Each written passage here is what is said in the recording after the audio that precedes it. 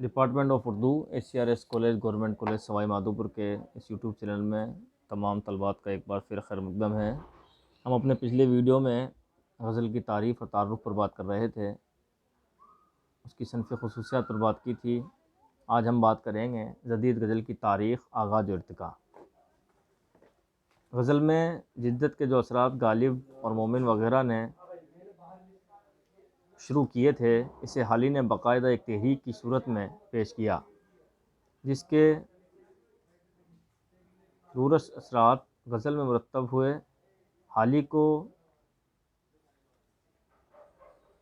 हाली का दौर समाजी व सियासी एतबार से इंतशार और इनकलाब का दौर था। हालात दिन ब दिन बदल रहे थे, मगर बाज़ शायर ऐसे भी थे जिन्होंने बदलते हुए हालात के ज़ेर असर अपने को बदलने की कोशिश नहीं की, जिसकी नुमायाँ तरीन मिसाल दाग दहलवी हैं। नवाब मिर्ज़ा ख़ान दाग दहलवी की पूरी ज़िंदगी दरबारों में गुज़री, लाल किले में नशोनुमा पाई, फिर रामपुर और हैदराबाद से वाबस्ता रहे। इसलिए इनकी गज़ल में जदीद रुझानात की तलाश एक कार अबस लगती है, मगर ये भी हकीकत है कि दाग ने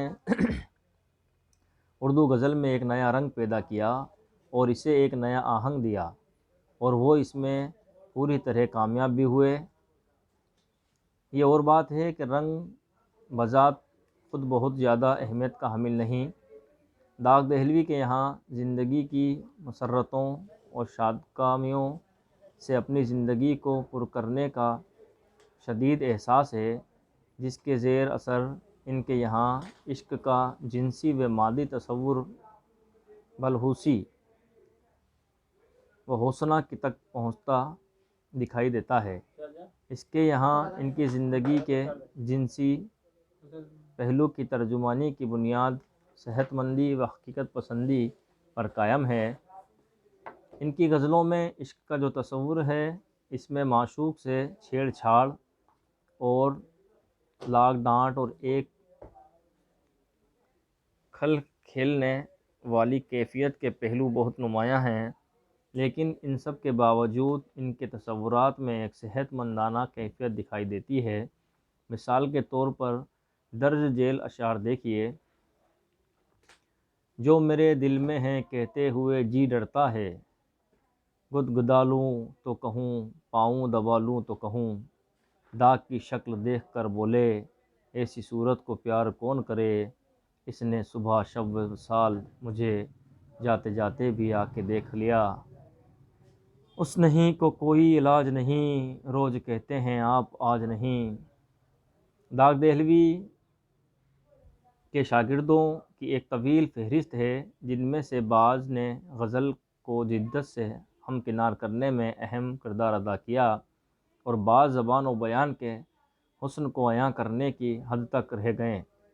दाग दहलवी के शागिर्दों में जिन्हें शोहरत व मकबूलियत नसीब हुई, इनमें इकबाल, साहिल दहलवी, बेखुद दहलवी, सीमा अकबर आबादी, अहसन मारवी, नूह नारवी और नसीम भरतपुरी वग़ैरह ख़ास तौर पर काबिल ज़िक्र हैं। 20वीं सदी की इब्तिदाई 2 दहाइयों तक दाग दहलवी के असरात उर्दू गज़ल पर हावी दिखाई देते हैं। इसके बाद नक़ूश मध्यम पड़ने लगते हैं।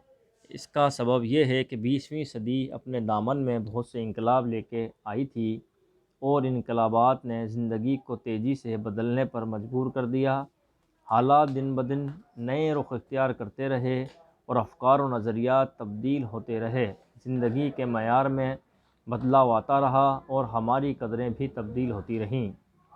गर्ज किया जा चुका है कि सर सैयद तहरीक से कब्ल ही तब्दीली का अमल शुरू हो चुका था, मगर सर सैयद तहरीक के ज़माने तक इसमें शिद्दत नहीं पैदा हुई थी, इसलिए कि सर सैयद तहरीक का मकसद इस्लाही था और इस्लाही का दायरा तालीम, मज़हब, माशरत तक महदूद था।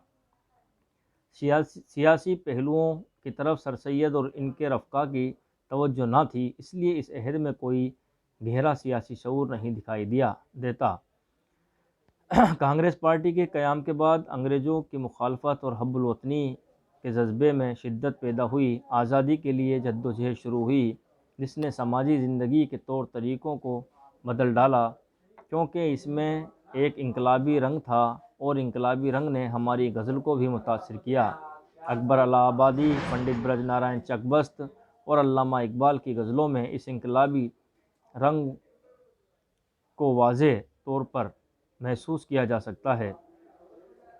اکبر الہ آبادی سرسید تحریک کے زمانے سے ہی کفر و ایمان اور جنت و جہنم کے تصور میں الجھ گئے تھے، اس لیے ان کے یہاں بھی داغ کی طرح یہ تبدیلی بہت وسیع پیمانے پر نظر نہیں آتی۔ اکبر کے یہاں سیاسی شعور کے مقابلے میں معاشرتی و اخلاقی پہلوؤں کی ترجمانی زیادہ نظر آتی ہے، جبکہ چکبست کے یہاں قومی، وطنی اور سیاسی موضوعات